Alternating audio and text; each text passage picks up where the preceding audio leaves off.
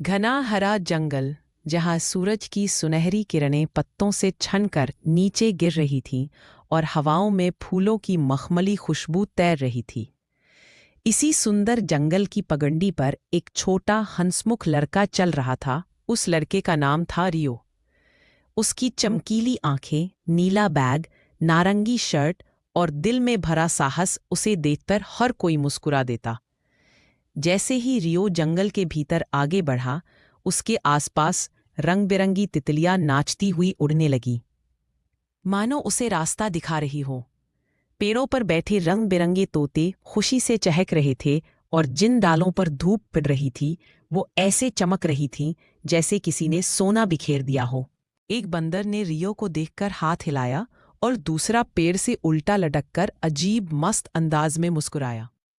रियो खिलखिलाकर बोल पड़ा, हेलो दोस्तों।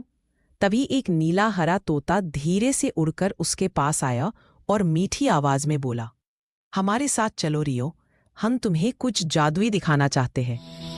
रियो आश्चर्य से रुक गया, लेकिन उसकी आंखों में डर नहीं, उत्साह था। उसने मुस्कुराकर सिर हिलाया और तोतों, तितलियों और बंदरों के पीछे चल पड़ा। तितलियां उड़ते उड़ते एक चमकीली सुनहरी लाइन बनाती जा रही थी, जैसे वे उसे किसी रहस्य की ओर ले जा रही हो।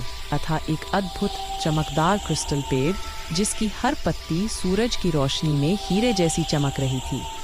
तोते ने अपने रंगीन पंख फैलाए और बोला, यह जादुई पेड़ केवल उसी व्यक्ति को अपना रहस्य देता है जिसके दिल में भलाई और जिज्ञासा हो।